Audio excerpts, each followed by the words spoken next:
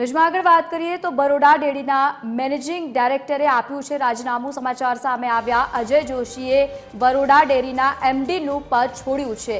MLA Ketan ઇનામદારના ગંભીર આક્ષેપો બાદ રાજીનામું આપવામાં આવ્યું છે। સમાચાર હાલ સામે આવ્યા છે। વચ્ચે તમને જણાવી દઈએ કે મંડળીઓમાં મોટા પાયે ભ્રષ્ટાચાર ચાલતો હોવાનો આક્ષેપ પણ કરવામાં આવ્યો હતો।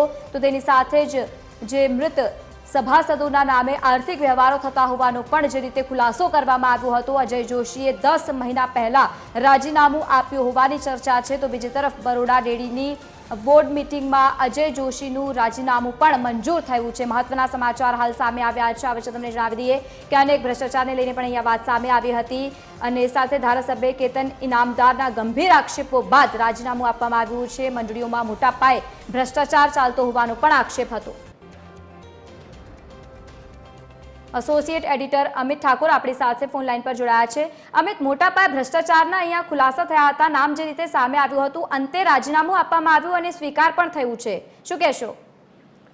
જુઓ, બરોડા ડેરી છેલ્લા ઘણા સમયથી વિવાદોમાં ચાલે છે। એક પછી એક બરોડા ડેરી સામે ગંભીર આક્ષેપો થઈ રહ્યા છે। તેના વહીવટને લઈને ઘણા બધા આક્ષેપો થઈ રહ્યા છે।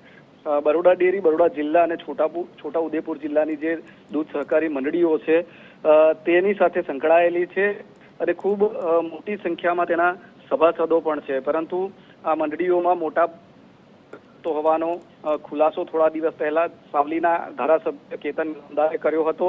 પુરાવા સાથે તેમણે બરોડા ડેરી સામે ગંભીર આક્ષેપો કર્યા હતા। તેમાં જે દેસર તાલુકાની મેરાકુવા મંડળી છે તેમાં મૃત સભાસદોના નામે આર્થિક વ્યવહારો થયા હોવાનો ખુલાસો, ચોંકાવનારો ખુલાસો સામે આવ્યો હતો। આ મામલામાં તપાસ પણ ચાલી રહી છે। આ તમામ વચ્ચે બરોડા ડેરીના એમડી અજય જોશીએ રાજીનામું આપી દેતા અનેક તર્ક વિતર્કો શરૂ થયા છે। કહેવાય, ચર્ચા એ પણ છે કે આ ગંભીર આક્ષેપો અને બરોડા ડેરીમાં આરોપો વચ્ચે બરોડા ડેરીના એમડી અજય જોશીએ એમડી પદ છોડી દીધું છે। જ્યારે બીજી તરફની ચર્ચાઓ એ પણ છે કે અજય જોશીએ એમડી પદેથી 10 મહિના પહેલા જ રાજીનામું આપ્યું હતું, પરંતુ ગઈકાલે બરોડા ડેરીની બોર્ડ મિટિંગમાં તેમાં સર્વાનુમતે તેમના રાજીનામા મંજૂર કરવા પર મહોર વાગી છે। તેમનું રાજીનામું મંજૂર કરી દેવામાં આવ્યું છે। પરંતુ ચર્ચા અનેક ઘણી છે। ટાઈમલાઈન જે છે, જે રીતની છે રાજીનામાની, તેને લઈને પણ ઘણા સવાલો ઉભા થઈ રહ્યા છે। એટલા માટે કારણ કે કેતન ઇનામદારે બરોડા ડેરીના વહીવટ સામે એક તરફ ગંભીર આક્ષેપો કર્યા છે, ત્યારે બીજી તરફ એમડી પદેથી અજય જોશીનું રાજીનામું આપવું અનેક તર્ક વિતર્કોની સાથે અનેક પ્રશ્નો પણ ઉભા કરે છે। થોડા દિવસોમાં જ હવે બરોડા ડેરીની ચૂંટણી આવવાની છે। તેવામાં રાજકીય આક્ષેપ પ્રતિ આક્ષેપ વચ્ચે એમડીનું રાજીનામું ચર્ચાનો વિષય બન્યું છે।